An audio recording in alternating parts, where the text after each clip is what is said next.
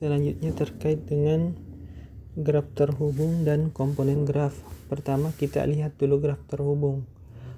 Graf terhubung definisinya, suatu graf G dikatakan terhubung jika setiap dua titik di graf G tersebut memiliki atau kita dapat menemukan lintasan yang menghubungkan mereka.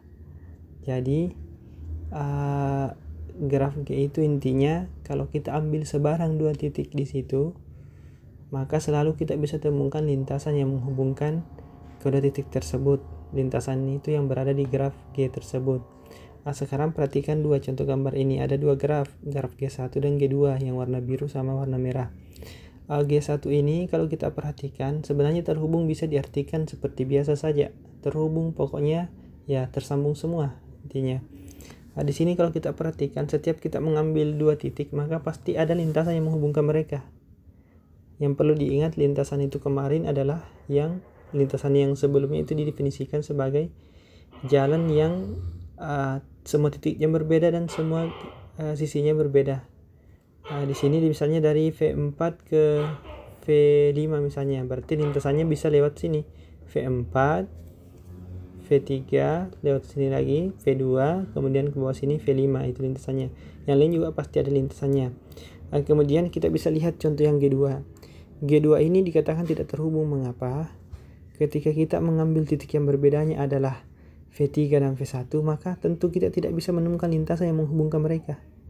Begitu juga kalau kita ambil V5 dengan V2, tidak ada lintasan yang menghubungkan mereka, maka G1 tadi terhubung, G2 ini tidak terhubung.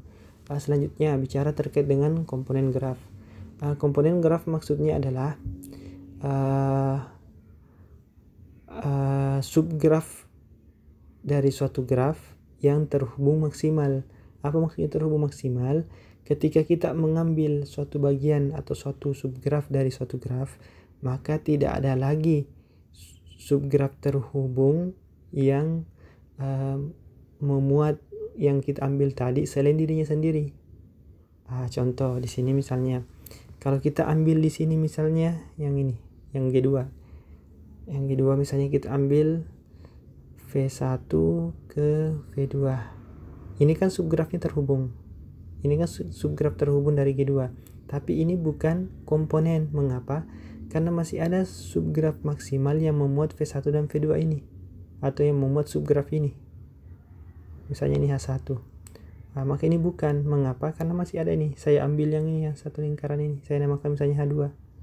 H2 ini masih memuat subgraf H1 dan H2 masih terhubung. Maka ini H1 belum maksimal. Tapi ketika kita ambil H2, maka tidak bisa lagi kita temukan subgraf maksimal yang memuat subgraf H2 ini selain H2 sendiri yang masih terhubung.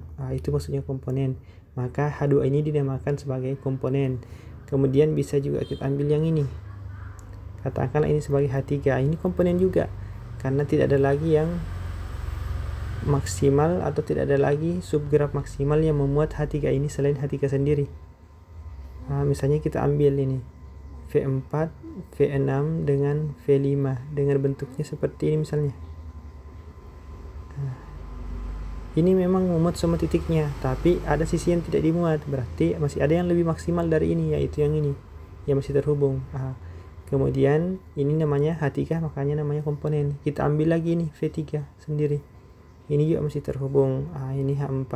Maka kalau kita perhatikan di sini graf G2 ini termuat atau memuat 3 komponen, yaitu H2, H4 dan H3, seperti itu. Untuk G1 sendiri kalau kita mau tanyakan berapa komponen grafnya, ya tentu jawabannya 1, karena di sini bisa dilihat kalau kita mau ambil subgraf maksimalnya, ya satu-satunya jalan yang masih terhubung, ya semuanya harus diambil. Makanya cuma 1 komponennya, seperti itu. Saya rasa sudah jelas terkait graf terhubung dan komponen graf.